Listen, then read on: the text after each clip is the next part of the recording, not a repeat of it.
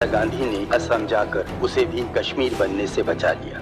বলিউডে নিজ গুণে অভিনেত্রী হিসেবে দৃষ্টান্ত তৈরি করতে চান বলেই শাহরুখ, সালমান, আমির খানের মতো সুপারস্টারদের সাথে ছবি করতে চান না কঙ্গনা রানাউত। ব্যক্তিজীবনেও এই অভিনেত্রীকে দেখা যায় একাই সকল ইস্যুতে সাহসিকতার সাথে লড়তে, এমনকি সদ্যই ভারতীয় সাংসদ হিসেবে শুরু করেছেন রাজনৈতিক জীবনও।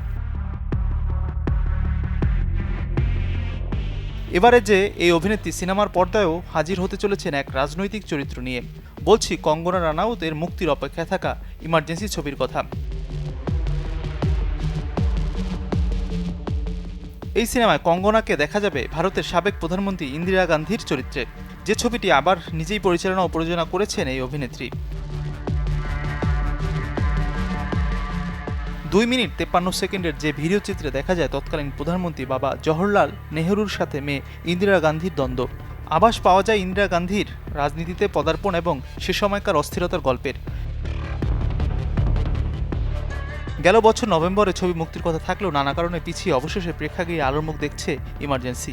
বাস্তবে রাজনৈতিক ব্যক্তিত্ব কঙ্গনা কতটা ফুটিয়ে তুলতে পেরেছে ইন্দিরা গান্ধীর শাসনামল, 6 সেপ্টেম্বর তাই দেখার পালা। Desk report, channel 24।